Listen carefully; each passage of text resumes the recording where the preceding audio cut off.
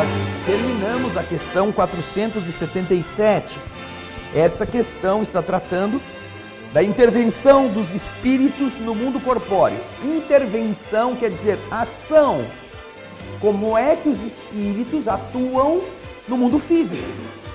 Muita gente pensa que é uma penada, que é um lençol flutuante, uma fumaça que o vento leva.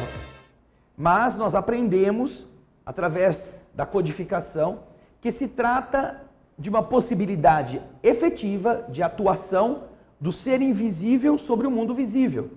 Do mesmo modo que nós, do mundo visível, também atuamos no mundo invisível. Muito mais intensamente do que nós pensamos.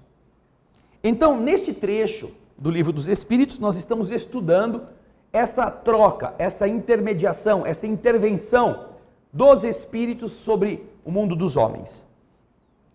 Veja só o que Kardec, que é muito lúcido, ele está colocando para as entidades. 478. Existem pessoas que possuem boas intenções e que, apesar disso, não deixam de ser obsedadas. Qual é o melhor meio de se livrar dos espíritos obsessores? É possível acontecer isso, então? Pessoas de bem, pessoas com bons pensamentos, com boas atitudes, sofrerem assédios dessa natureza? É possível ou não? Aliás, não é só possível. É provável, e mais do que provável, é quase uma necessidade. Quase. Porque se essa pessoa for uma inútil, os inúteis geralmente não têm obsessores. Não precisa. Só tem obsessores para fazer os vícios multiplicarem-se. Só tem obsessores para que estes espíritos retirem daquele inútil, daquela pessoa frouxa, viciada, negativa, aquilo que eles conseguem sugar em termos de energia. Estes seres possuem estes tipos de perseguidores, que não são perseguidores, são sócios, mais do que qualquer coisa. E as pessoas têm a falsa ideia, e às vezes elas se revoltam contra Deus, de que pelo fato de irem na igreja, pelo fato de fazerem coisas boas, de ajudar os pobres, elas criaram então uma redoma protetora na qual não pode passar ninguém, nem o espírito maligno vai entrar ali. É verdade que nós criamos um campo magnético positivo, mas isso não quer dizer que nós não sejamos perseguidos como seres humanos. E se já não temos mais vícios, se já não temos mais inclinações, se já estamos lutando contra nossas tendências, não poderemos ser perseguidos por espíritos que querem sugar de nós energias da bebida, da química do cigarro, da droga, das aberrações da sexualidade, da gula, do excesso de comida. Nós não teremos esse tipo de perseguidor, porque muitas vezes a pessoa já é capaz de dominar-se. Mas, na medida em que ela se torna um agente positivo na Terra, quem é que ela vai incomodar? Quem? Levanta a mão aí quem quer responder para o Ricardo também sair do banquinho. Quem é que ela vai incomodar? Essas pessoas que vão fazer o bem na Terra. Vão incomodar quem? O espírito bêbado? O espírito do drogado? É esses que vão ficar incomodados com ela? Quem que você acha que é? Levanta a mão para o Ricardo levar o microfone, porque nós temos pessoas na internet que também vão ouvir só se você falar no microfone. Vamos lá. Aqui, ó. Vocês têm que levantar a mão, porque senão o Ricardo, que é grande, ele não consegue enxergar. A pessoa faz assim, ó. Não é para eu ver, o Ricardo é que tem que ver a mão levantada. Senão ele fica lá, né, sapeando e não me encontra. Vamos lá. Os espíritos ditos como maus, que querem atrasar a marcha de progresso. Os que estão querendo que a Terra continue no atraso, eles não vão atrás do bebum. O bebum já está fazendo o jogo deles. Eles não vão atrás do sexólatra. Eles não vão atrás do maldoso, do indivíduo que está destruindo a tessitura social. Eles vão atrás e com muita ênfase, com muito empenho, com muito denodo, daqueles que estão procurando melhorar a Terra. Então, é ilusão daquelas pessoas, porque são ingênuas ou infantis, imaginar que depois que começarem na igreja, que depois de começar a ir no culto, que depois de começar a prestar serviço social, beneficente, que depois de começar a fazer o bem nas religiões que elas escolheram, agora elas estão protegidas. Não. É claro que elas poderão se proteger com o bem, mas isso não quer dizer que ela não vai ser o foco, o alvo daqueles que querem piorar a situação da Terra. Porque é isto que atrapalha eles. Sem contar com um outro fator. Nós somos herdeiros de nós mesmos. Nós agora estamos querendo fazer algo de bom. Estamos querendo, nas religiões que nós achamos que nos servem, queremos fazer o mundo melhor através da vivência dos seus postulados. Mas nós somos herdeiros de nossos erros do passado. E os erros do passado, feitos por nós, feriram pessoas, destruíram vidas, acabaram com esperanças de outros seres que eventualmente possam continuar a ter ódio de nós. Mas agora você é uma excelente pessoa, mas foi uma tranqueira. E quando era uma tranqueira, fez muita gente sofrer. Estas almas, enquanto não melhoram, enquanto não compreendem o perdão, poderão querer se vingar. E será muito bom. E poderá ser que o mundo espiritual deixe, apesar da pessoa ser uma pessoa muito dedicada. Porque esta ação vai beneficiar duas coisas. Vai beneficiar o espírito, porque ele vai querer fazer o mal para uma pessoa que foi um algoz do passado, mas que agora melhorou. E ao se aproximar daquele ser, querendo prejudicá-lo, vai perceber que ele é outra pessoa. E vai ver exemplos bons, e vai ver lutas, vai ver posturas nobres, diferentes daquelas de ontem. Então, a conduta da pessoa na Terra, se é de verdade, vai ajudar o espírito. Muitos espíritos, quando se deparam com um projeto de vingança contra uma pessoa que agora está fazendo bem, se convertem. Se convertem. Porque muitas vezes elas vão ser levadas a perceber que aquela pessoa que destruiu a família dela numa vida, hoje é voluntária numa creche que está tratando com amor aqueles mesmos filhos que no passado foram assassinados pelas suas mãos e que agora estão aqui na Terra e ela que está cuidando. Ela que dá banho, ela que troca, ela que vela, ela que leva para casa no fim de semana para que a criança fique feliz, ela que dá remédio. Como odiar alguém pelo erro que cometeu, se é agora aquela pessoa que está fazendo o bem para aqueles que um dia ela prejudicou? Então, muitas entidades de pais, mães, irmãos, que guardam ódio, ao começarem a perseguir suas vítimas, e eles têm esse direito, porque eles estão com tudo encruado, eles foram vítimas, começam a fazer isto sobre pessoas que hoje estão fazendo bem e vão descobrir, no passar dos dias, dos meses, dos anos, que às vezes o mal mesmo é ele. Porque aquela pessoa melhorou tanto que ela está pagando pelo mal que fez, fazendo bem para suas vítimas antigas. Enquanto que ele, espírito, não melhorou nada, porque foi vítima, tornou-se vingador e continua desejando o ódio sem melhorar nada. Então isso é um impacto na entidade. Essa é a primeira parte que o benefício da perseguição realiza. E a segunda é exatamente com o próprio indivíduo. Você é bom mesmo? Você acredita em Deus? Você realmente se imbuiu de que o bem é fundamental? Então vamos ver se você realmente aguenta. Se você pode aguentar a perturbação, a dor de cabeça, a ação das entidades naqueles que vão viver com você e que às vezes estão invigilantes e criam problemas. Vamos ver se você aguenta. Se você tem paciência, se você tem resignação.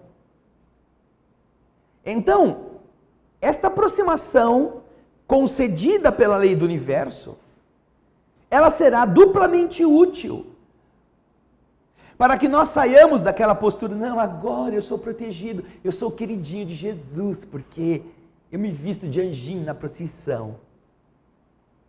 E aí, é isso?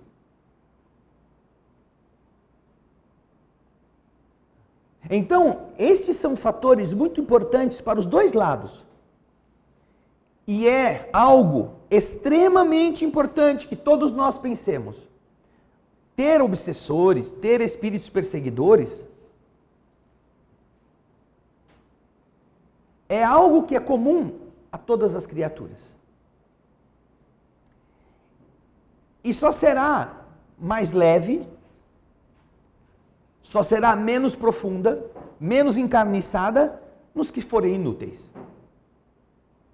Portanto, se você acha que não tem nenhum perseguidor, você não está fazendo nada que preste. Você está sendo ferramenta dos sócios que estão se aproveitando das nossas fragilidades para ficarem tão gordos ou tão comprometidos com o erro quanto nós. Ai, mas o fulano lá no centro espírita disse que viu um morcego fantasiado de diabo em cima daquele cara, em cima de você. Ai, graças a Deus. Que bom. Mas não era só esse não, tinha um outro que tinha uma cabeça de dragão, que soltava fogo pelas ventas, assim, fumaça. Ai, aleluia. Eu vou agradecer ao Senhor. Por quê? Porque se você fosse um bêbado, se você fosse um drogado, se você tivesse caído na sarjeta, esses caras não estavam perdendo tempo com você. Estariam felizes, e aí já é nosso. Vamos atrás de alguém que está criando problema para os nossos planos. E olha, o nosso orgulho, nossa forma infantil de ver as coisas, às vezes as pessoas ficam, ai, você imagina, fulana vidente, ela falou que tem um espírito preto, negro, escuro, apagado, com uma capa, parece o Darth Vader perto de mim. Onde já se viu uma coisa dessa? Ué. Por quê? Você acha que você é santo disso, santo daquilo, que não merece? É o orgulho que diz isso, é a vaidade que faz a pessoa achar, não é verdade, não, é que ela não gosta muito de mim. Aí vem o milindre, aí vem a mesquinhez do nosso atraso. E aí você vai provar mesmo que,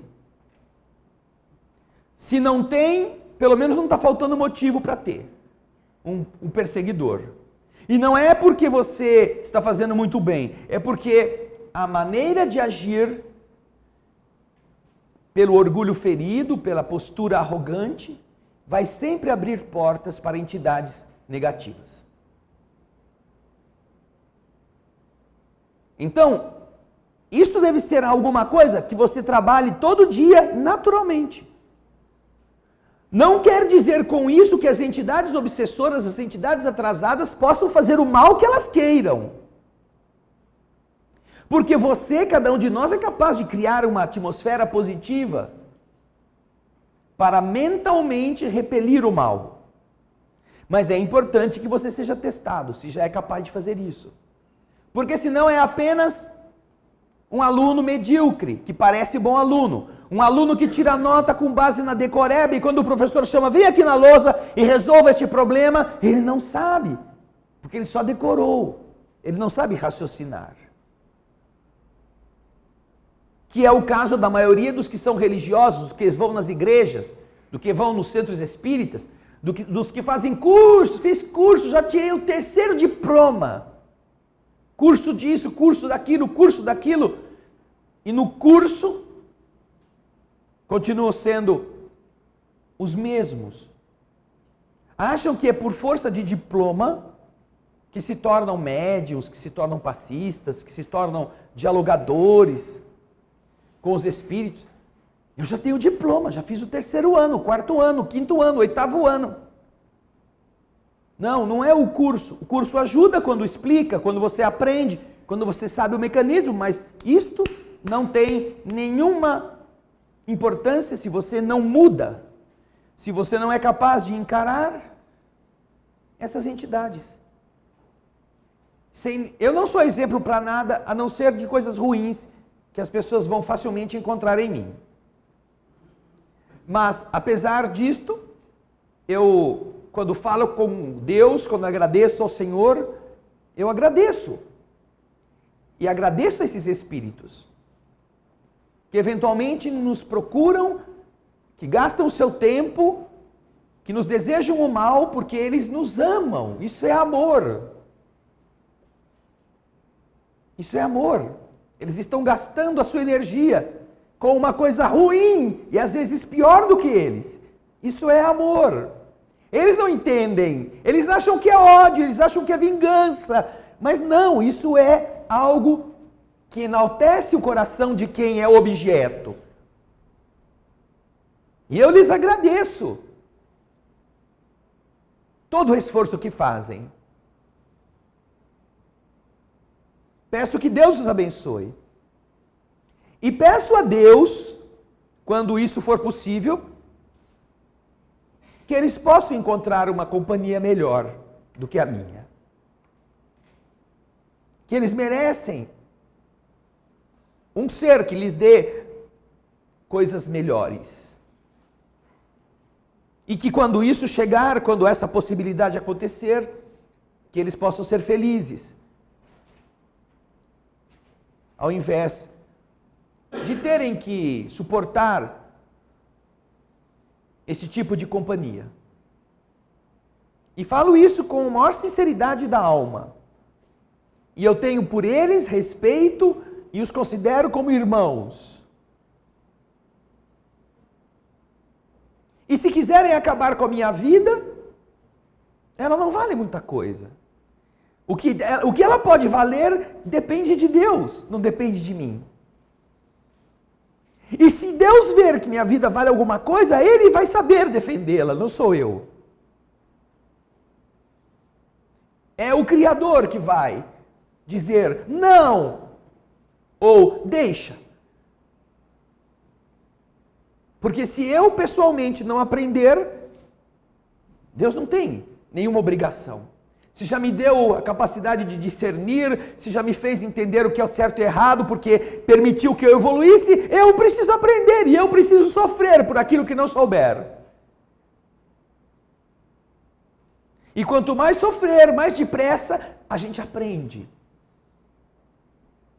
De todas as formas, estas almas, mesmo quando com justiça elas querem se vingar, elas nos estão fazendo um bem. Muito maior do que alguns amigos, que por serem amigos, muitas vezes não querem ofender você, ou não querem dizer certas coisas, ou não querem te alertar sobre coisas que você poderia estar fazendo melhor.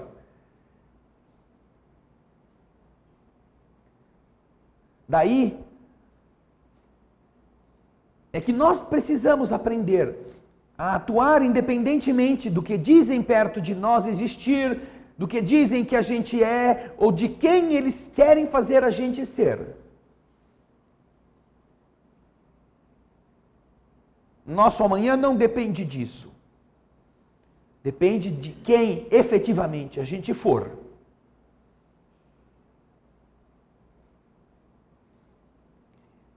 Se não o mais perseguido de todos na humanidade foi Jesus.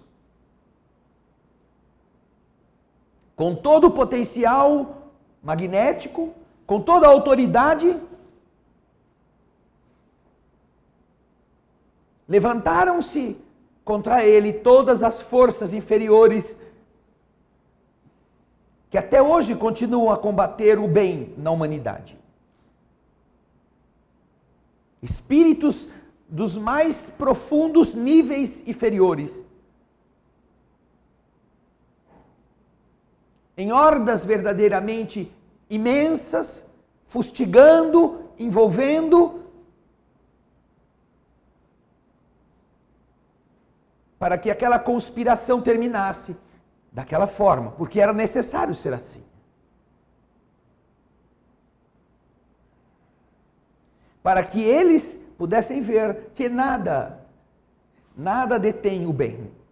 Nem a cruz, nem o chicote, nem o espinho, nem a morte.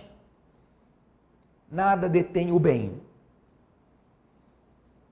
E quando os ignorantes que se associam por medo a essas falanges negativas veem que nada é capaz de destruir o bem, percebem que a força a que eles servem ou a força que eles temem é mais fraca do que aquela que eles pensavam destruir sem conseguir fazê-lo.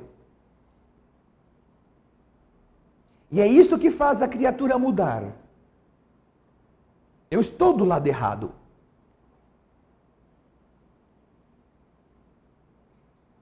Eu preciso sair daqui e ir para o outro lado.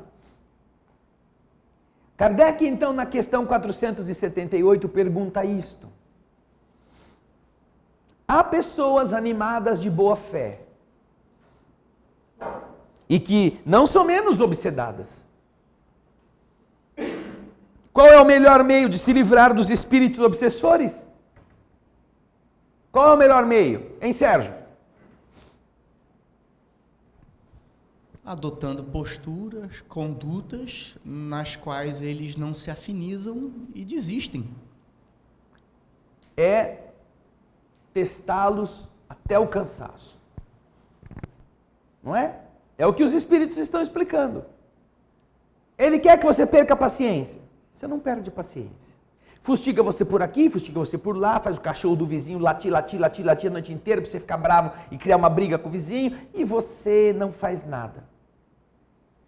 Você ora pelo vizinho, ora pelo cachorro, agradece a Deus por ter ouvido, ter capacidade de escutar, porque podia ser surdo. E então os espíritos ficam, nossa, mas não adianta nada, nem com o cachorro gritando a noite inteira, ele fica nervoso. Ela perde a paciência. Poxa, a gente quer ver o cara assim subir pelas paredes, né? Vamos procurar um outro, porque aqui a gente não brinca. Aqui não dá para brincar, aqui o negócio é chato. Sabe aquelas coisas chatas que você não... Você procura um amigo para fazer uma traquinagem e todos os seus amigos falam, não, isso... Não pode pôr bombinha no rabo do gato, coitadinho. Aí você procura o outro e fala assim, vamos botar o gato na água fervendo para ver o que acontece? Não pode fazer isso. Você é louco para fazer alguma traquinagem, para fazer alguma dessas coisas que o moleque gosta de fazer. Todos os caras que você vai para falar com ele, não pode, isso é feio, não é bom. Então chega um momento que você fala, puxa vida, eu acho que eu só estou fazendo coisa errada, ninguém quer me ajudar a fazer nada errado. Não tem graça esse negócio. Assim acontece com os espíritos, que é o que o mundo espiritual está respondendo. Como é que é o melhor meio, qual é o melhor meio de se livrar dos espíritos obsessores? Cansar sua paciência. Não tomar conhecimento de suas sugestões. Mostrar-lhes que perdem o seu tempo. Então, quando veem que não tem nada a fazer, eles se vão. Mas, nós vamos voltar na questão 468.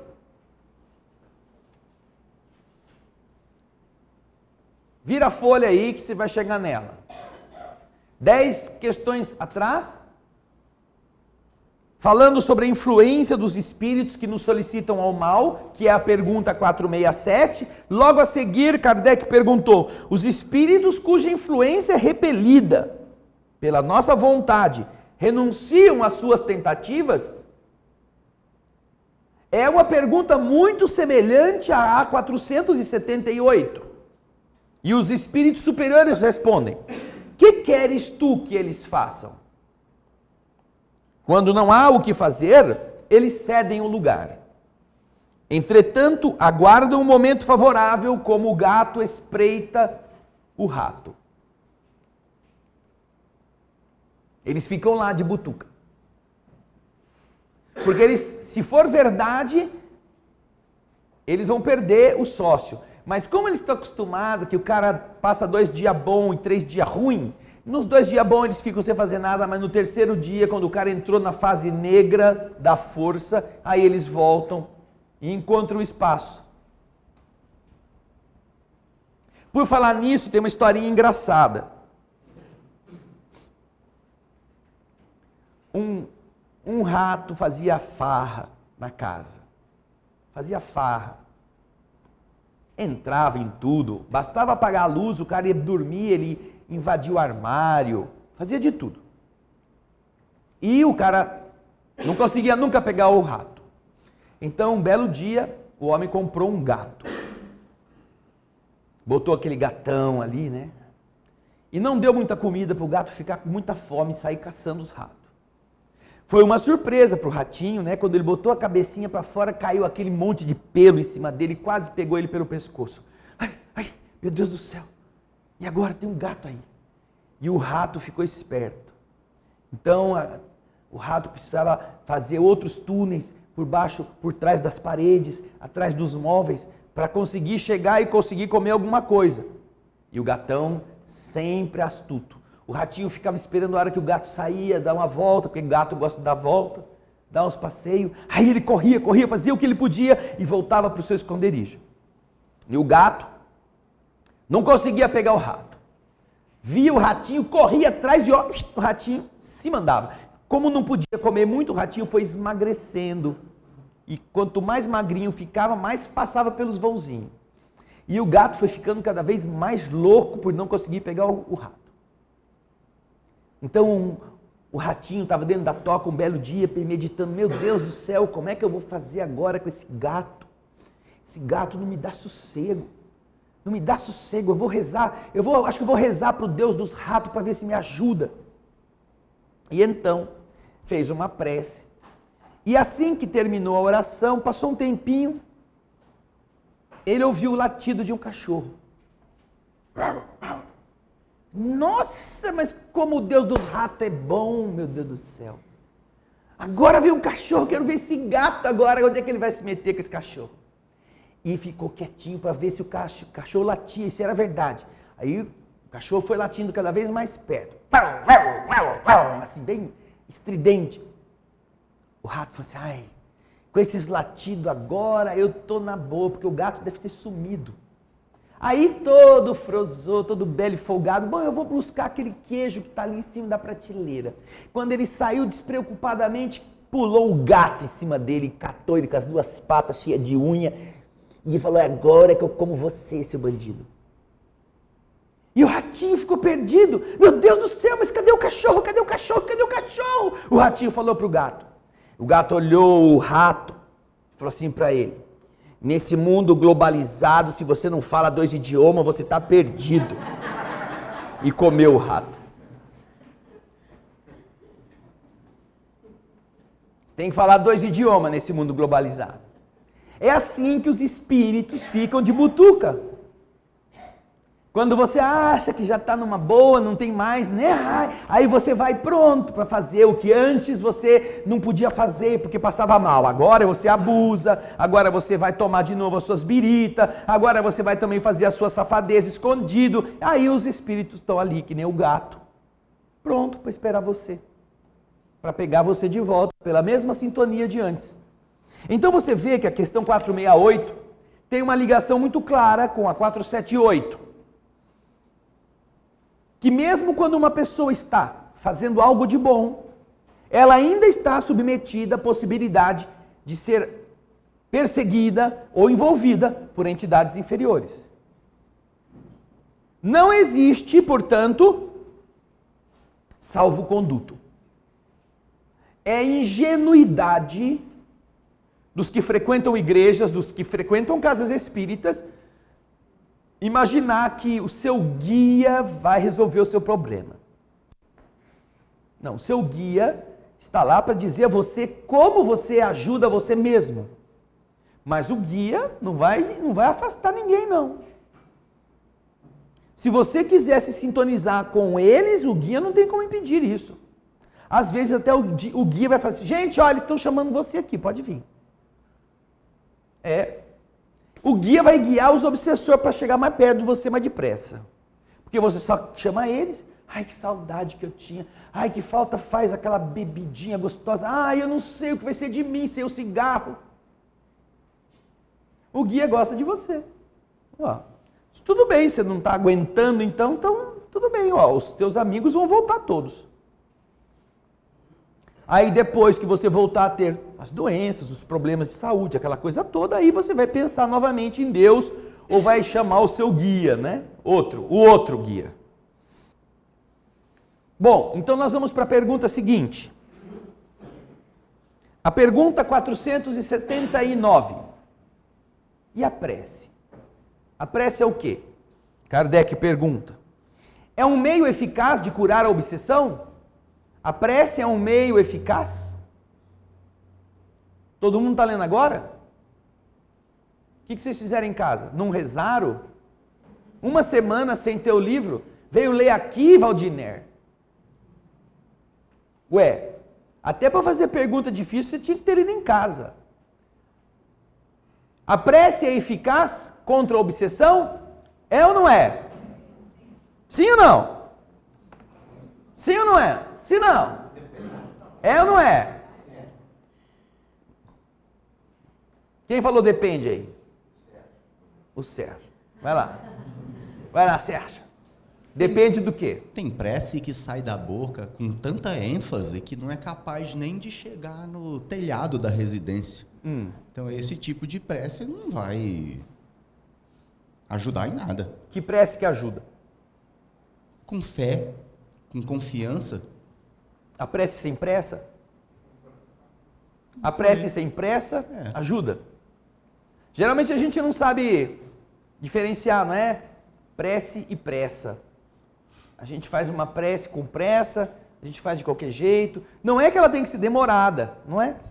Dentro daquilo que o Sérgio está explicando, a oração, o dia que a gente aprender o que ela significa, ela é a ferramenta mais poderosa que existe para que o indivíduo esteja em sintonia com as forças do universo.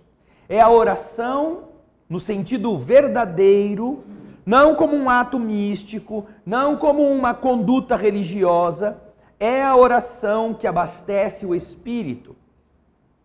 Porque, na verdade, é a forma pela qual o nosso afeto se conecta com o afeto divino. O universo é feito de amor. O amor é o alimento. A oração é essa conexão do seu amor com o amor do Pai. E isso não é um exercício verbal. Isso não é um exercício físico. Isso não é uma manifestação externa. Isto é uma forma de ser que pode resolver muitos problemas, que pode abrir muitos caminhos ou pode dar força para enfrentar todas as dificuldades, sem desespero. Então, a oração, quando nós a compreendermos, ela será mais importante do que o seu almoço, do que sua janta. Mas no nosso atraso, nós ainda preferimos uma média com pão com manteiga do que uma prece. Nós achamos que precisamos mais da comida que vai para o estômago do que da sintonia que abastece o espírito. Isso não que não seja importante, não que o corpo não tenha que ser alimentado. Mas vamos observar quanto nós comemos e quanto nós oramos. Normalmente, e você que está em casa poderá pensar a esse respeito também. Normalmente, em um dia, quando nós temos uma vida mais ou menos, nós comemos pelo menos 4 vezes. De jejum, almoço, um lanche e um jantar. Ou de jejum, almoço, jantar e um lanche antes de dormir. Pelo menos 4 vezes. Alguns vão metendo umas coisinhas no meio do caminho, em umas horas intermediárias. É ou não é? Agora pense com você mesmo, quantas vezes você ora em um dia? Quantas? Como algo que você faça com essa mesma precisão com que come.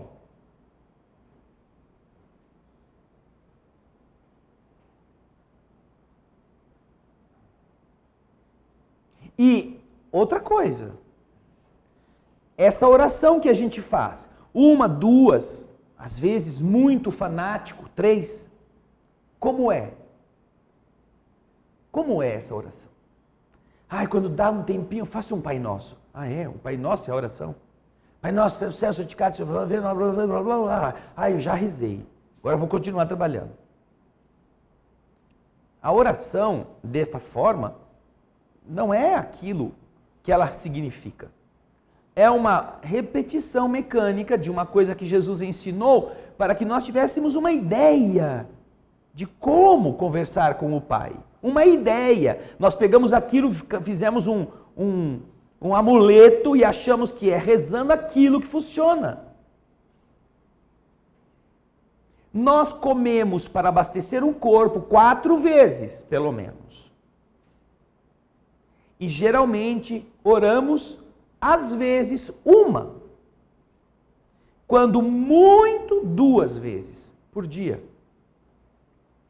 Agora, faça um exercício de contar quanto você gasta para comer, de tempo. Você em casa pode fazer isso também. Você, de manhã, toma um café. Quanto leva o seu café? 15 minutos? Entre preparar, entre sentar à mesa, entre se abastecer, entre comer, 10 minutos.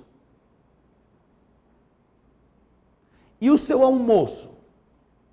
As empresas costumam garantir à pessoa pelo menos 1 hora de almoço. Então, vamos dizer que você tem 1 hora para almoçar. Algumas vezes o seu trabalho te garante um período de lanche. Em média de quanto tempo? 15 minutos. Seja de manhã, seja à tarde. Depois você vai para casa e vai jantar. A janta vai levar um tempo. Quanto tempo você vai contabilizar de minutos para jantar? Então você tem 10 minutos de manhã para o café da manhã. Vamos supor que você vá para a empresa, tenha 15 minutos de fazer um lanche durante a manhã. São 25 minutos. Vai ter 1 hora de almoço, 1 hora e 25 minutos. Tem mais 15 minutos na parte da tarde para outro lanche. 1 hora e 40. Aí chega em casa, vamos fazer de conta que leve 1 hora para você preparar a coisa, jantar, e ainda tomar um café. 1 hora e 40, com mais 1 hora, são 2 horas e 40. Por dia. Dia útil. Você gasta 2 horas e 40 para comer. Ou com coisas ligadas à alimentação do seu corpo. E para o seu espírito? Quando foi que em um dia você fez uma prece que levou 10 minutos? 10. Só 10. Só o que você faz no café da manhã. Que você sentou no ambiente sereno e por 10 minutos falou com Deus. E nesses 10 minutos você pediu por você pediu por pessoas que você conhece, você falou sobre seus erros, você pediu forças, pediu em favor da humanidade, você fez uma vibração. 10 minutos, só. Você gastou 2 horas e 40 com coisas do alimento físico. 4, 5 ou 6 vezes por dia. Mas rezar, falar com Deus, que é tão fundamental ou mais fundamental do que encher a barriga. Nós gastamos 2 minutos, quando muito, para fazer uma precezinha assim, meio rápida. Não tem alguma coisa errada? Para aquilo que vai morrer do cemitério, nós gastamos quase 3 horas diárias. Para aquilo que vai sobreviver à tumba, nós gastamos 2 minutos. Em média. 2 minutos por dia.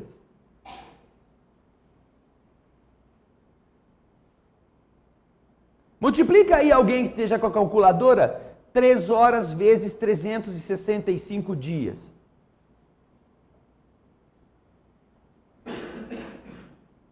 Vocês vão ver quanto isso dá.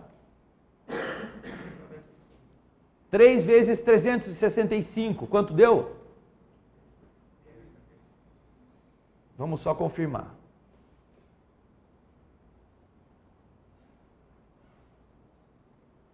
Vai, Ana Paula. Bota aí, aperta os botões aí, minha filha. É que ela é professora de português, de escola primária, ela não é de matemática. 3 vezes 365. Isso. Por fim, 1095. Divide por 24.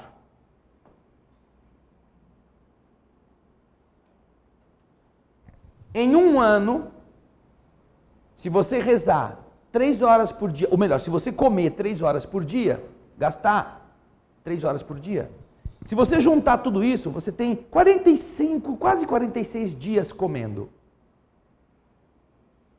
Dos 365 dias, você passa 46 dias comendo, sem parar, não é?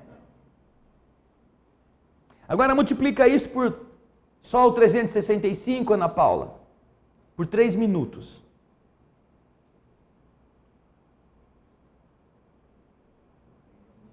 Dá 1095 minutos. Divide por 24 e divide por 60.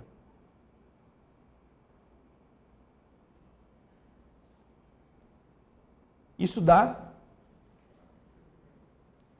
0,7.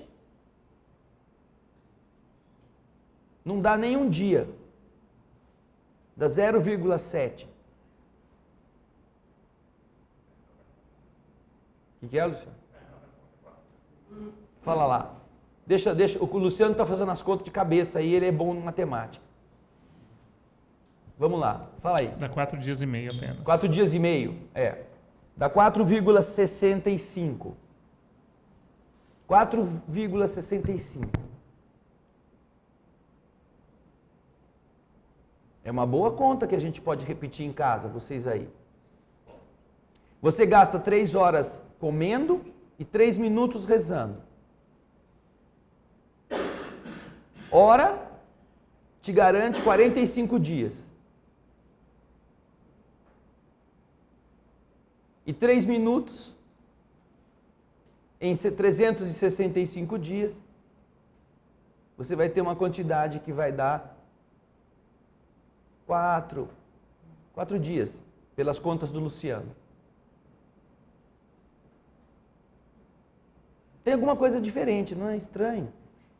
Seu espírito depende das forças que você vai assimilar, que são eternas, que abastecem sua alma.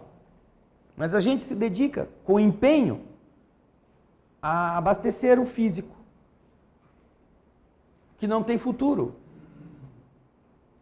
E agora vejam só a coisa interessante. Outra coisa interessante. A humanidade está sofrendo de um problema muito grave, que é a obesidade. As doenças da obesidade hoje são muito maiores do que as da falta de comida. O que indica que nós comemos em quantidade maior do que precisamos e em um gasto de tempo ou de volume inadequado. Isso nos está abreviando o tempo de vida. Isso está criando enfermidades. E aí a pessoa, de tanto comer, fica doente, aí ela reza. Aí ela gasta um pouco mais de tempo, porque ela ficou doente, porque gastou tempo comendo, aí ela vai gastar o que ela poderia evitar se tivesse equacionado as coisas antes. Vai gastar um pouquinho mais rezando. Ai, Senhor, não me deixa sofrer. Agora eu fiquei doente, eu estou com isso, eu preciso emagrecer, eu preciso não passar por tanta dificuldade.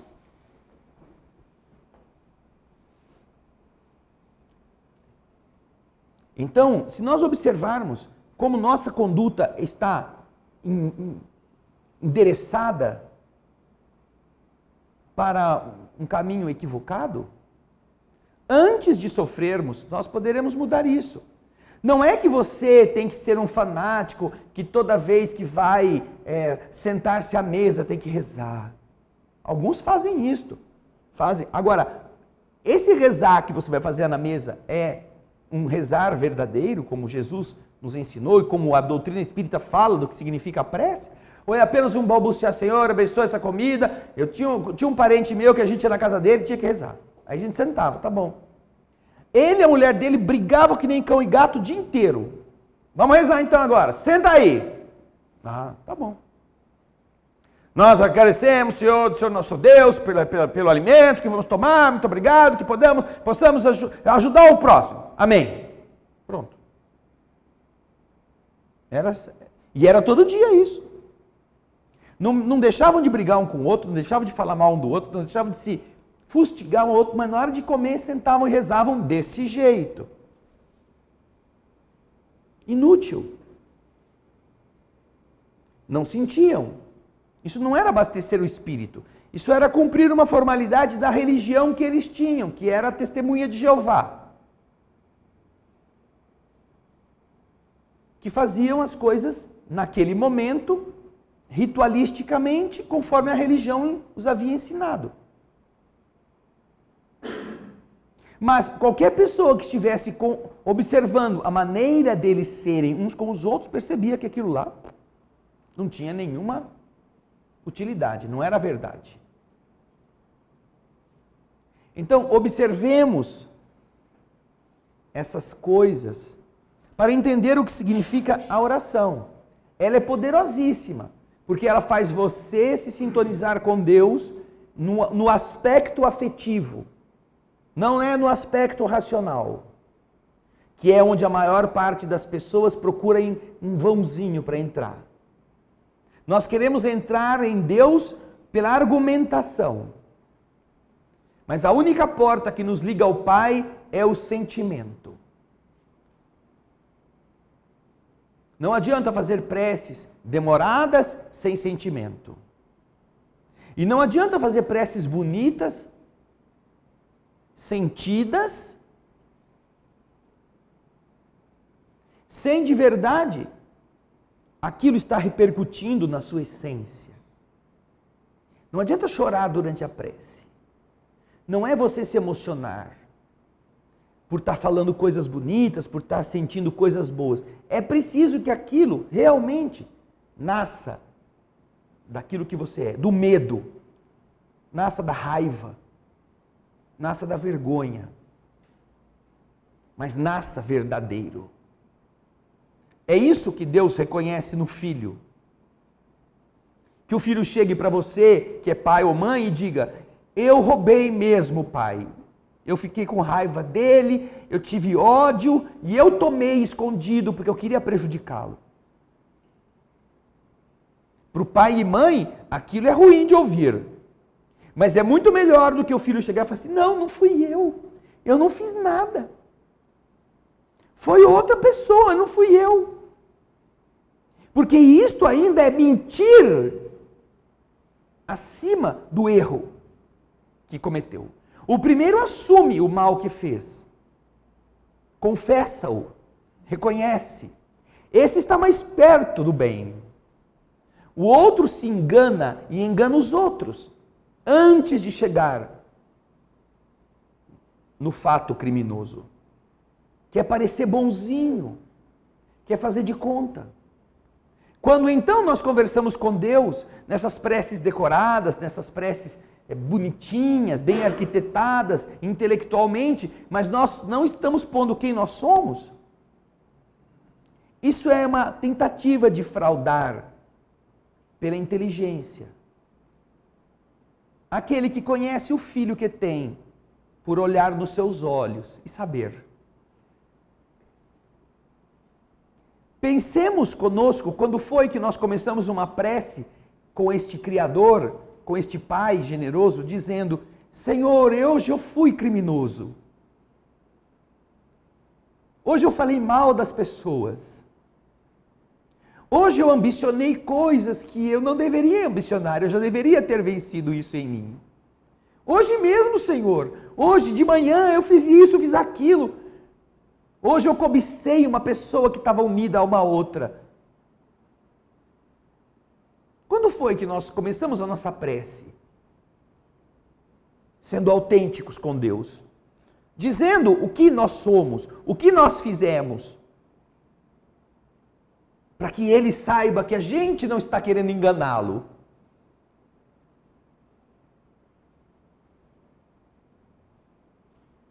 Raramente. Raramente.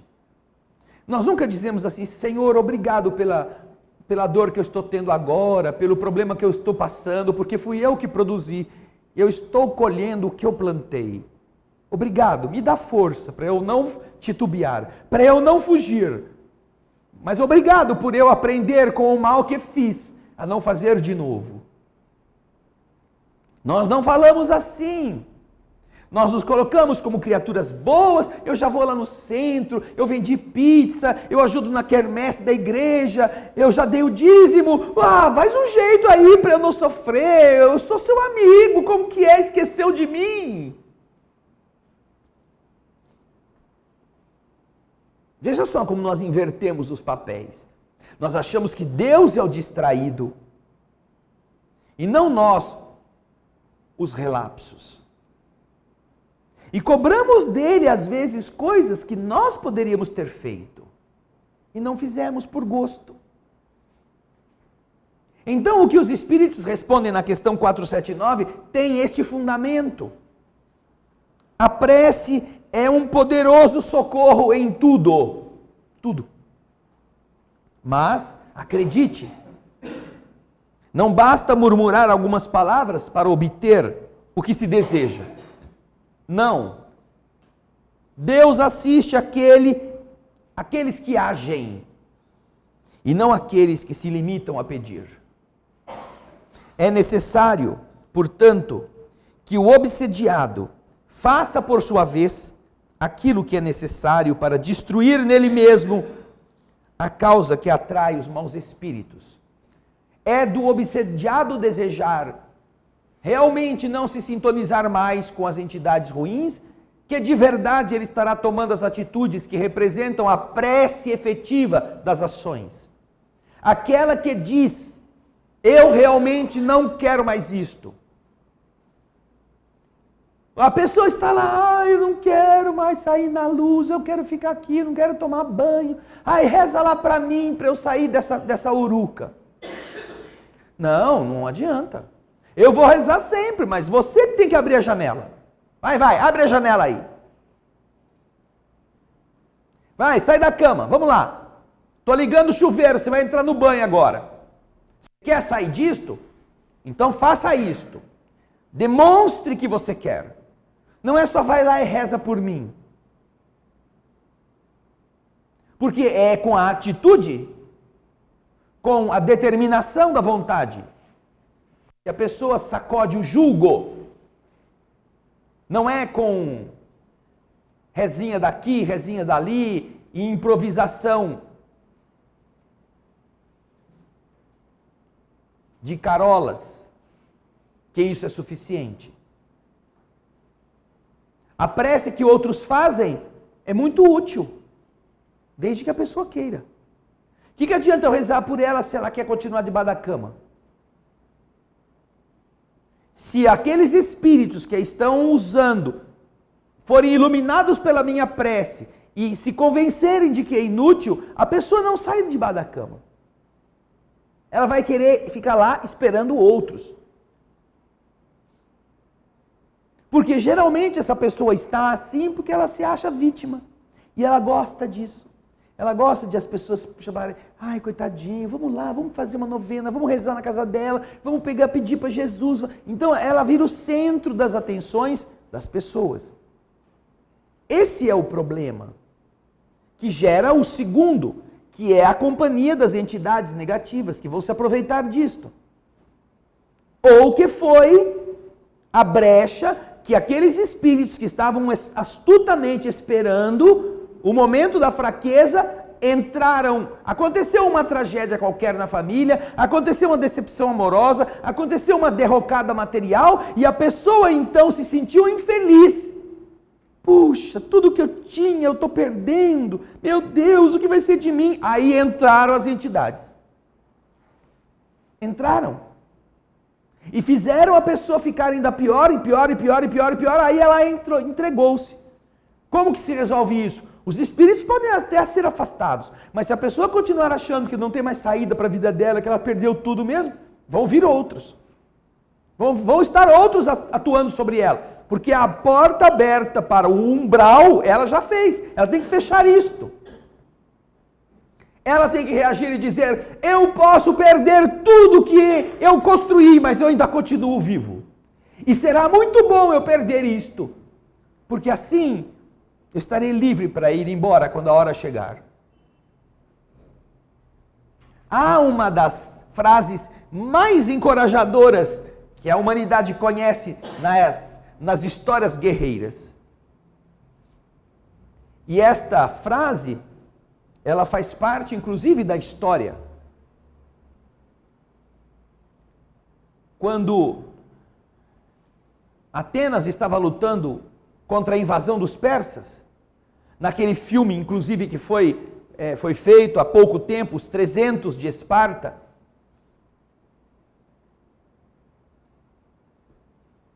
havia tanto persa invadindo, tanto persa,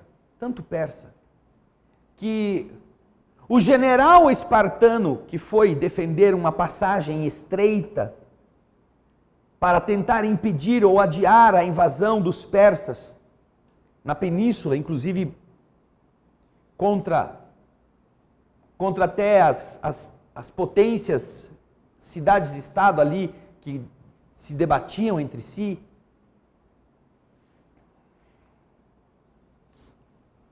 Nós vamos encontrar esse general, que era o líder da única cidade que tinha um exército capacitado para defender. Os outros eram todos funcionário público. Eram todos sapateiro, padeiro. Nunca ninguém tinha feito uma lutinha, nem rinha de galo. Então eles se apresentaram ali para defender a Grécia, mas não eram lutadores. Então, lutadores eram os que Leônidas estava treinando. E aí então, quando eles foram para defender o local e segurar ao máximo o exército persa, alguém veio contar a ele, alguns dos seus emissários que estavam indo adiante para ver como era o exército persa, invasores, espiões, etc. Chegaram a Leônidas e disseram, eles são tantos, mas eles têm tantos arqueiros. Tem milhares de arqueiros. Que eles, só com uma saraivada de flechas, eles podem cobrir o céu com as flechas que vão jogar em nós. E então Leônidas, que era um líder de algumas centenas de homens, se volta para todos que estavam ouvindo aquilo e certamente morrendo de medo também, e diz, que bom, pelo menos assim nós combateremos na sombra.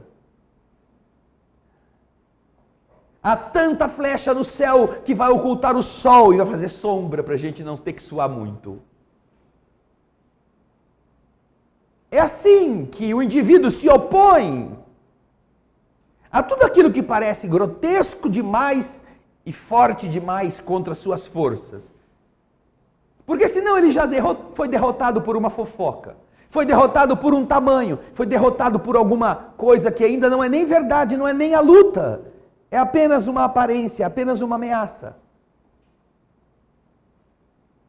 E eles só não atrapalharam ainda mais o exército, que foi perdendo um monte de batalhas, porque um entrega o ouro para o bandido, por não ter sido aceito no exército de Leônidas, foi lá e contou para o rei da Pérsia por onde eles podiam penetrar, por uma passagem estreita que ele então vende a informação. Um medíocre.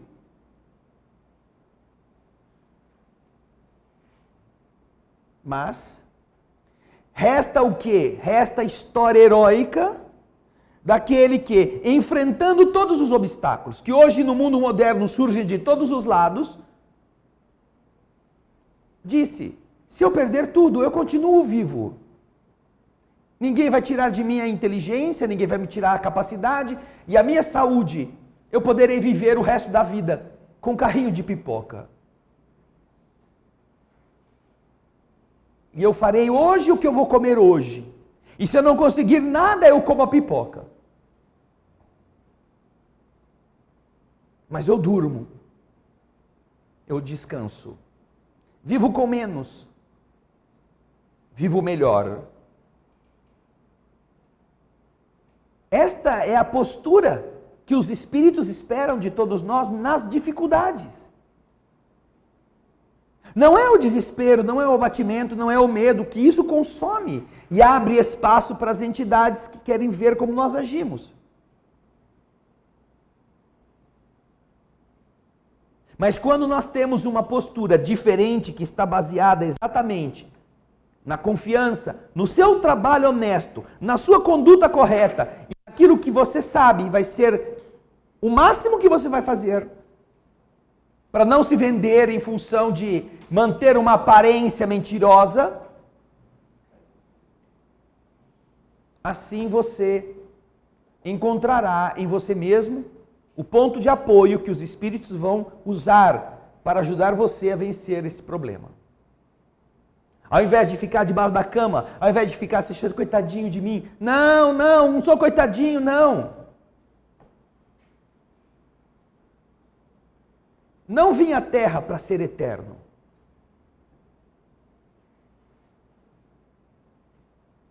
Teria sido muito melhor se nós tivéssemos perdido tudo fazendo bem para os outros. Teria sido mais nobre. Ter acabado miserável, ter acabado faminto por ter ampliado a esperança alheia. Seria lindo que essa vida terminasse assim. Mas já que vai terminar com você pobre, com você sem nada, ou com você falido, não importa. Termine-a honradamente.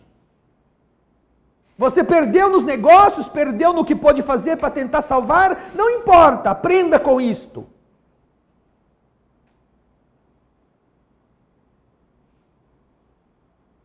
Não venda a sua alma, preserve-a. E é a prece que dá confiança, para que a gente suporte e vença. Mesmo a humilhação de antes ter bons carros e agora ter que andar de ônibus. Antes ter boas casas e agora precisar morar de aluguel ou morar de favor. Antes poder comprar roupa toda semana e agora ter que aceitar a roupa dos outros.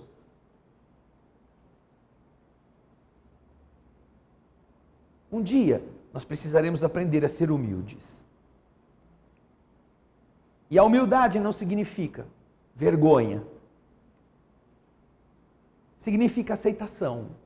E agradecer a Deus por ter um lugar para dormir, por ter uma roupa para vestir. Como disse o próprio Evangelho, quando Ló é levado às alturas e depois jogado de novo na miséria. Senhor, tu me testaste na abundância e tu me conduziste à miséria.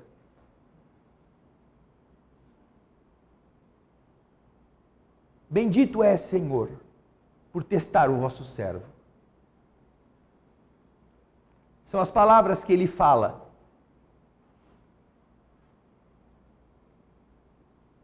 Porque é exatamente isso que nós vamos ter que enfrentar.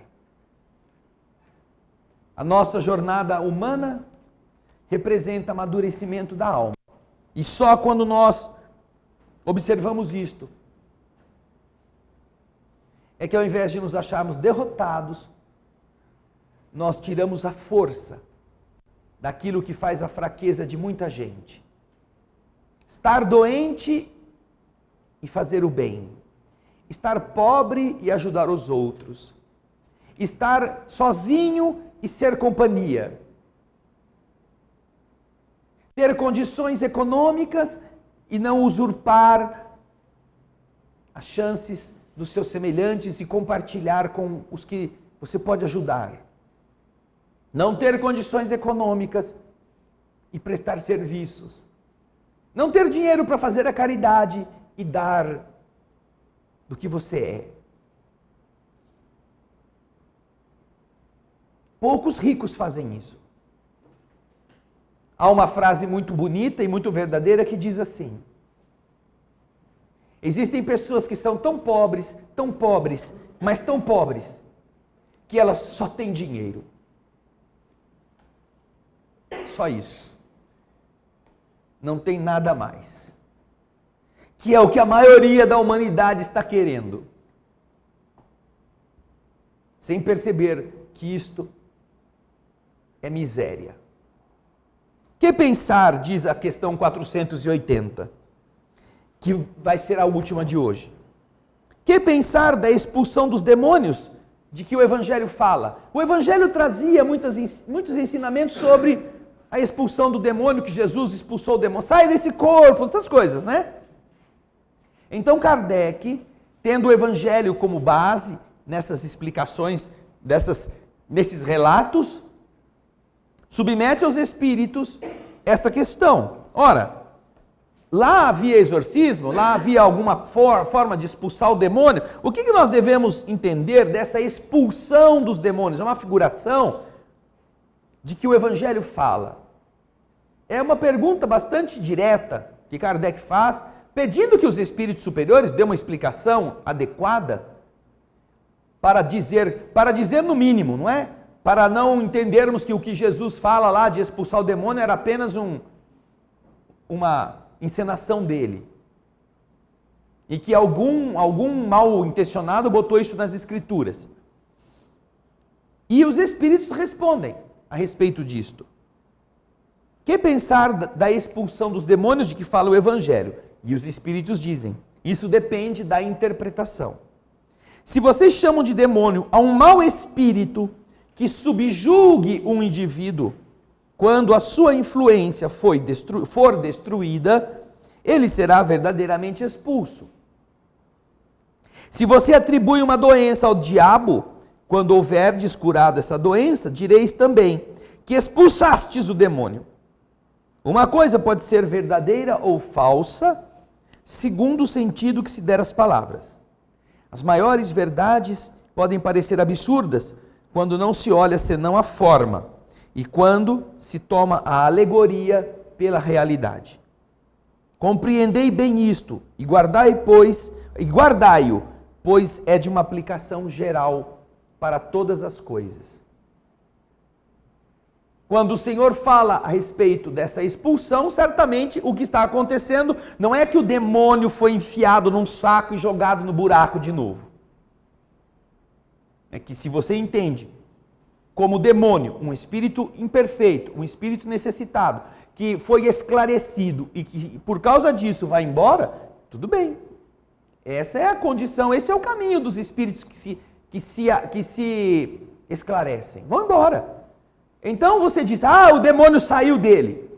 Saiu porque, sabendo que a força luminosa era mais poderosa e poderia, por isso, ajudá-lo a deixar a própria escuridão, aceitou sair daquela interferência direta. Isso acontece muitas vezes. Mas não é a ação exorcista que pega o demônio e leva para o inferno. Agora, se você imaginar, vamos só fazer um parênteses aqui para falar desse negócio de exorcismo, de demônio. Nós temos muitas igrejas evangélicas no mundo, hoje, atuando. Neste momento, temos igrejas gigantescas, de várias confissões religiosas, evangélicas. Em Campinas, no Rio de Janeiro, em São Paulo, nas grandes capitais do Brasil, em vários lugares da terra.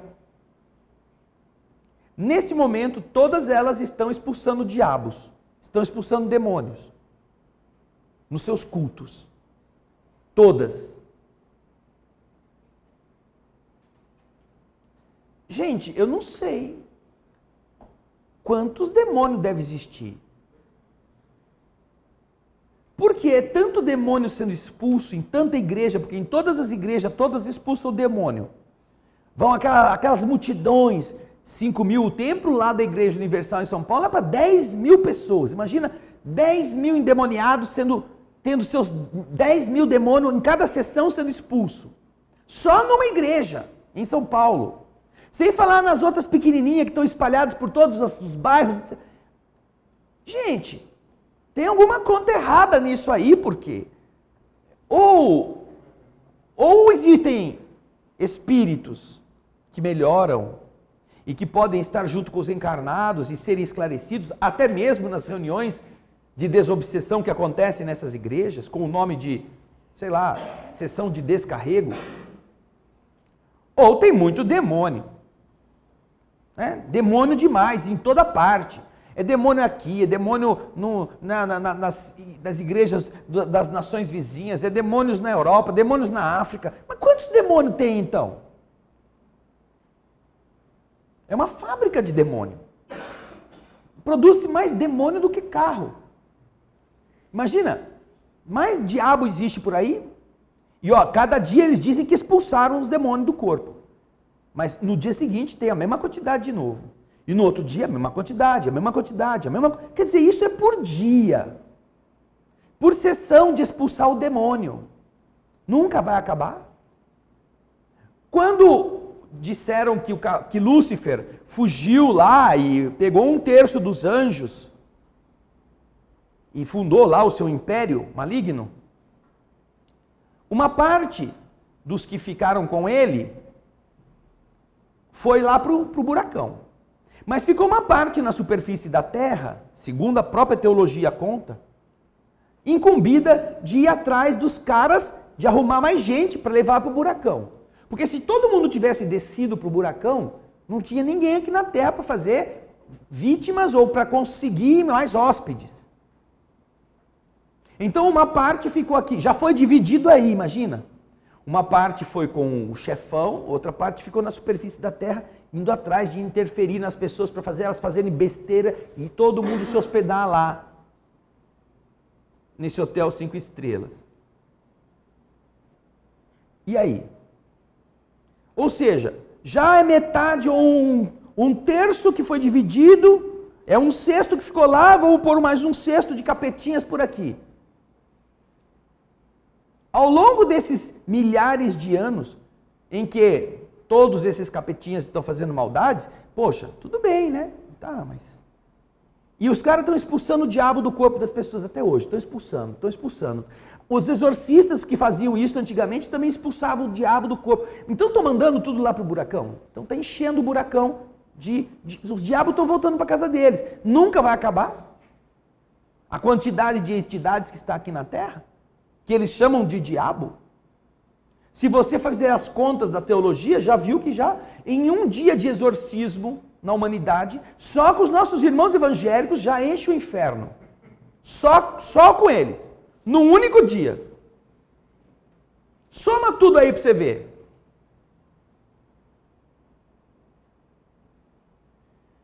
Então, o que você está percebendo é que eles chamam de diabo aquilo que não é diabo. São entidades inferiores que estão como nós, vivendo, sem entender qual é a vida espiritual e que por isso, obviamente, vai ter sempre alguém com uma companhia dessa, que não é o capeta. E quando isso acontece, a pessoa, a alma entendeu, a alma aceitou afastar-se, expulsou o diabo. Não tem diabo. Não tem. Tem mais carro no mundo que diabo. Não, as empresas de carro não conseguem fabricar tanto carro por dia quanto as igrejas evangélicas conseguem expulsar o demônio do corpo das pessoas no mundo inteiro. Não é? Deve estar um congestionamento no inferno. Muita superlotação. Eles já estão abrindo mais sucursais lá por baixo para dar conta. Qualquer raciocínio minimamente lógico entende que não pode ser assim. Ok? Então, terminamos aqui na pergunta 480. Na semana que vem, vamos para os convulsionários. Vamos meditar a respeito ao longo da semana e na próxima quarta-feira estaremos na pergunta 481. Bem, agora nós vamos para as perguntas das pessoas que estiveram nos assistindo. O Flávio de Belo Horizonte diz assim: na Igreja Católica e na Evangélica fala-se muito do Espírito Santo. Gostaria de saber se esta entidade existe para o Espiritismo e, se existir, qual é a sua função. Bem, nós vamos encontrar no Evangelho também a explicação a respeito disso.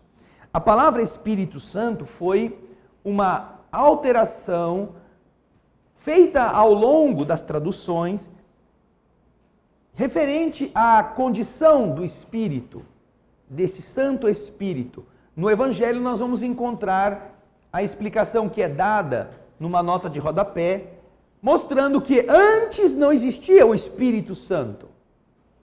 E esta construção teológica foi realizada para se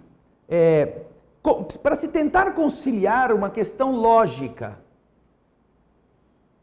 Como a igreja diz que ela tem a autoridade porque Deus a concedeu, e ela só existe como igreja cristã porque Jesus teria sobre a personagem de Pedro instaurado uma hierarquia.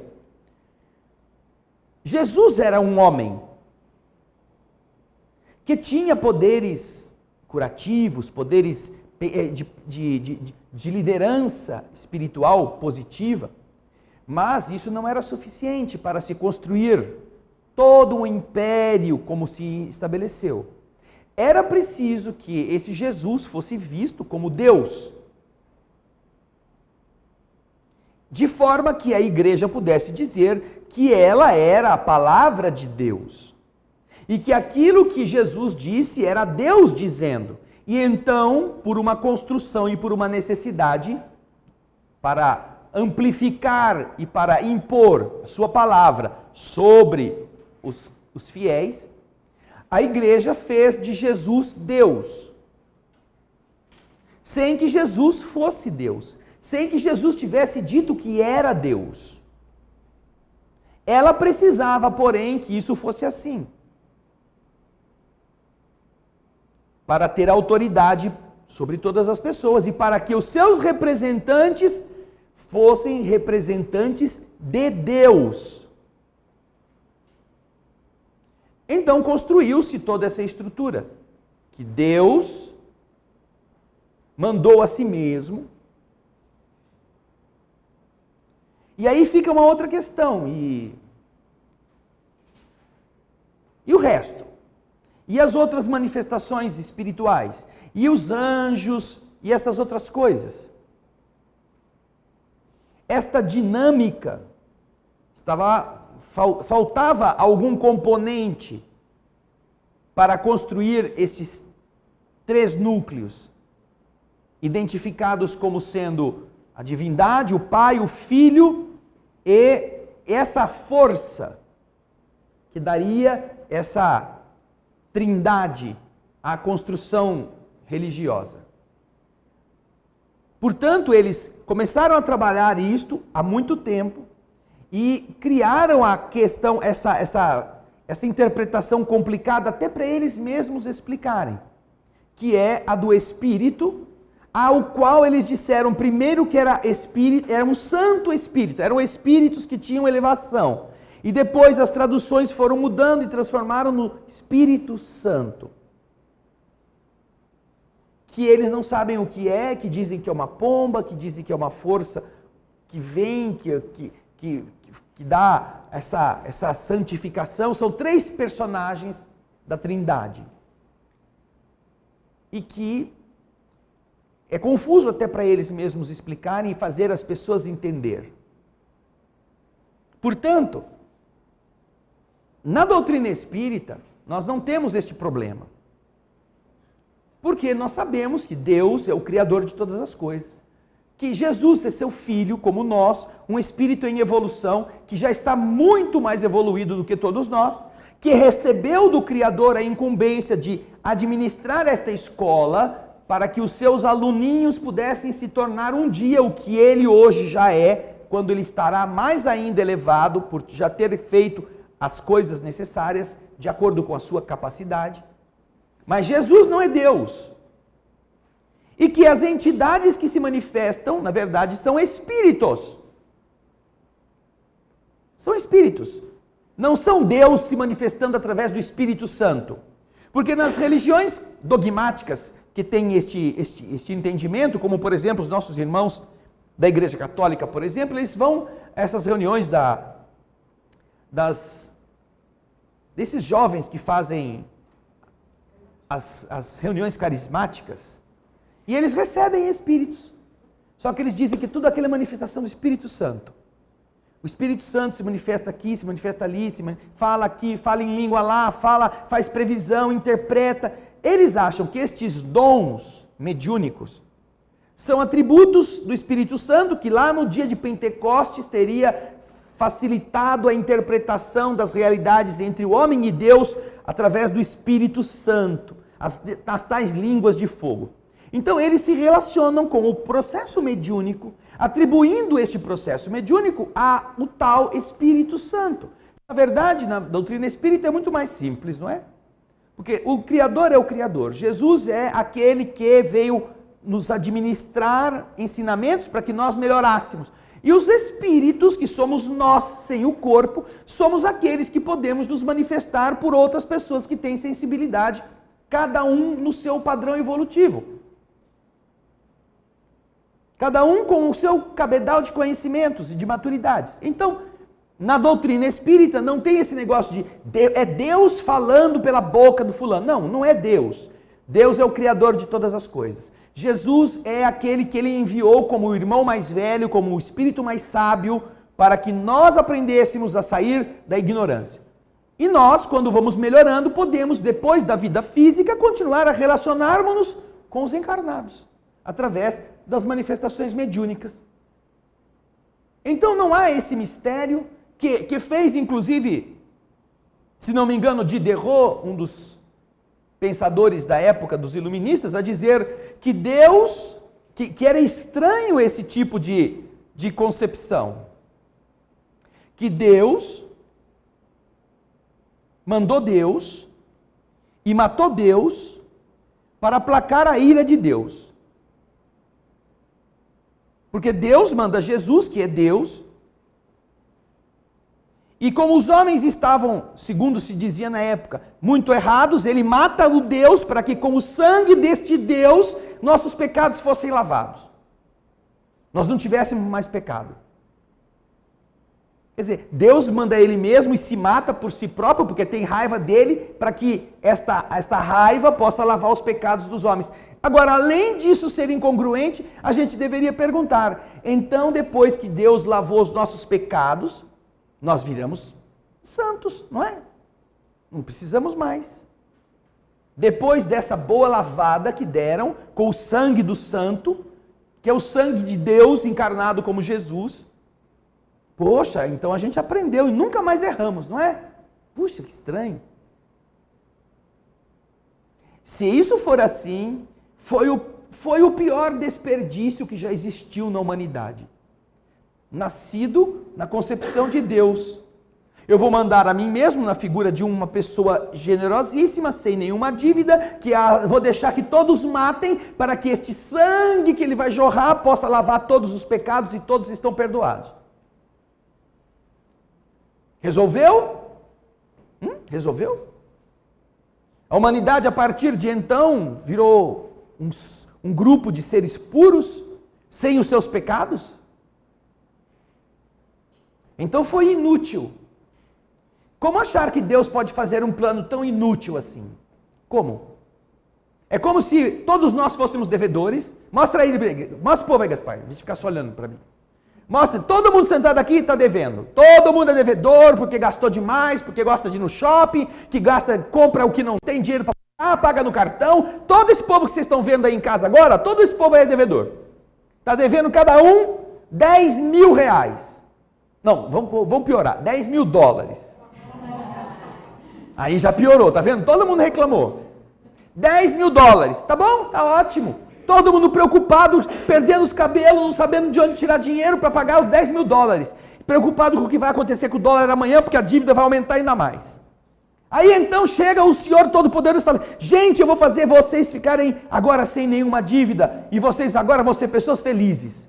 Vou pagar toda a conta de vocês, tá bom? Ai meu Deus, ai que aleluia, que Deus ouve nossas preces. Ok. O cara paga tudo, vai lá, dá todo o dinheiro para vocês, vocês vão no dia seguinte e pagam tudo. O que acontece no outro dia?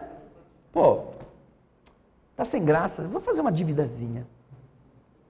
Vou lá, eu compro para pagar no cartão. Na outra semana, no outro mês vai cair no cartão, aí eu já vou estar com o dinheirinho. Pô, daí aparece um cara de novo que paga minhas contas. Se nós fôssemos quitados em nossas dívidas deste jeito, nós não deixaríamos de ser gastadores. Como nós não deixamos de ser maus, depois que essa teoria da Santíssima Trindade foi engendrada para nos iludir, de uma certa forma, a boa fé. Daí, ser importante, e nós agradecemos a pergunta do Flávio, pode virar aqui para a gente continuar. No Espiritismo não existe esta figura. E aquilo que na igreja é considerada é chamada de pessoa, né, a Santíssima Trindade, para nós não é mais do que a manifestação normal das entidades espirituais, que podem ser de pequena evolução, de média evolução, de alta evolução, dependendo de como elas sabem se conduzir e do que elas já acumularam de experiências para nos ajudar. Por isso, Flávio, nós não nos preocupamos com esta figura, apenas entendemos e reconhecemos que isso é um problema grave para a igreja, que não tem como fazer as pessoas entrar na cabeça como funciona. Explicam lá do seu jeito e o resto você tem que aguentar. Né? Faz um sentido para eles que não conseguem tratar deste tema de uma forma mais clara.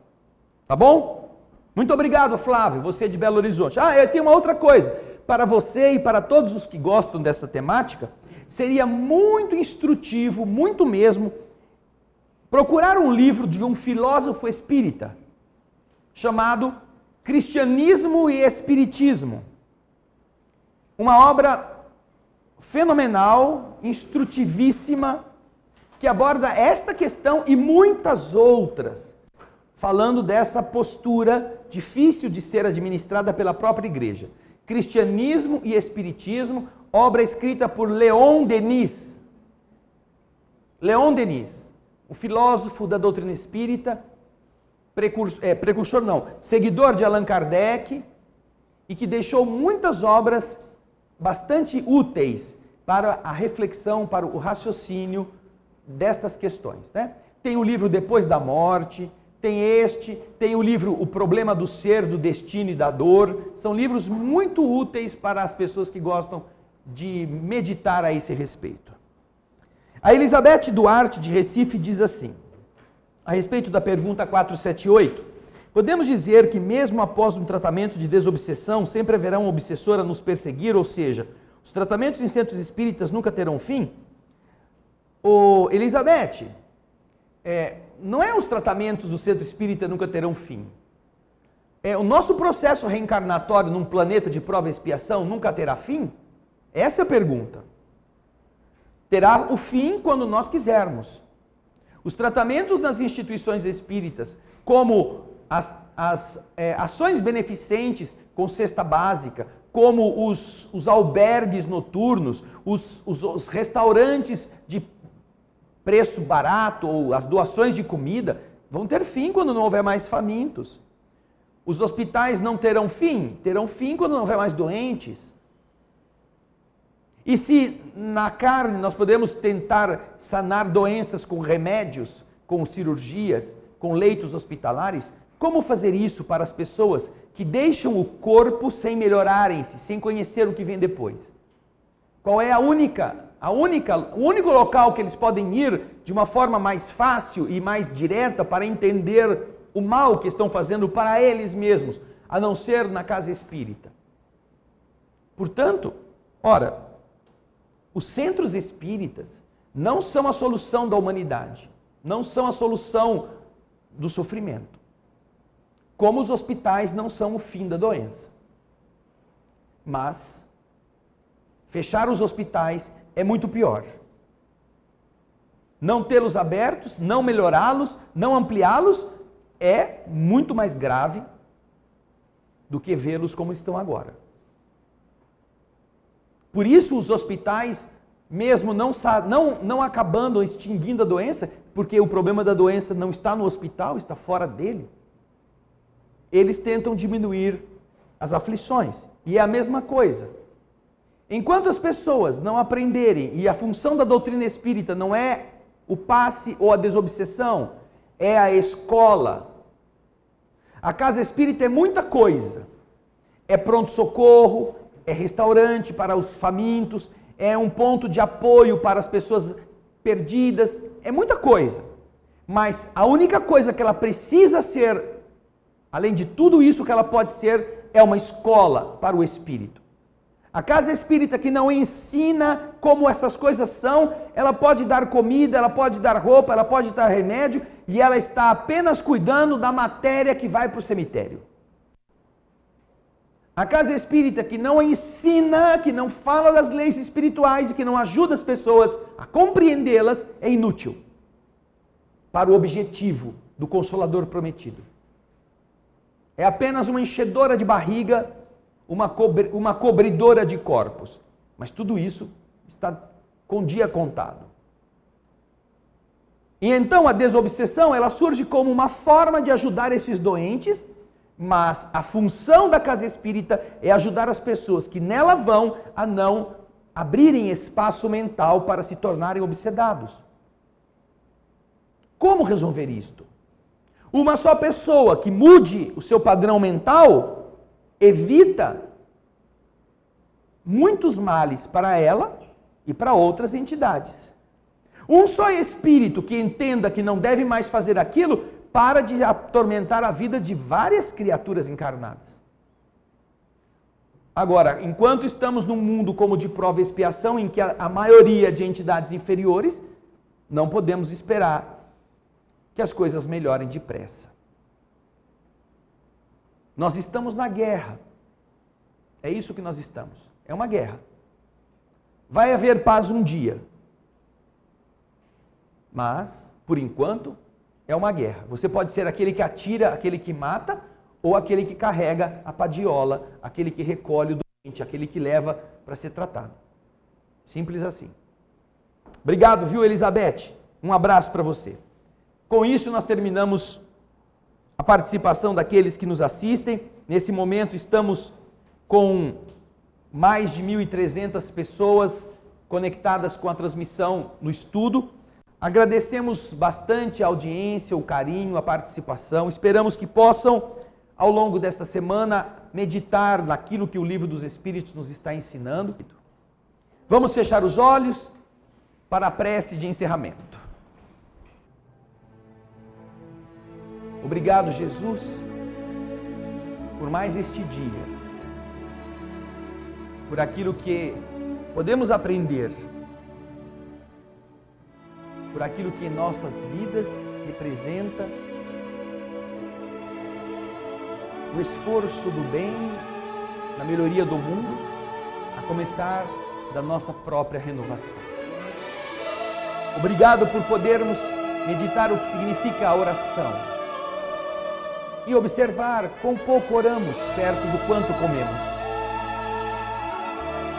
Mas que nós nos lembremos que não adianta orar tanto quanto comemos, se a oração não for afeto na direção de Deus.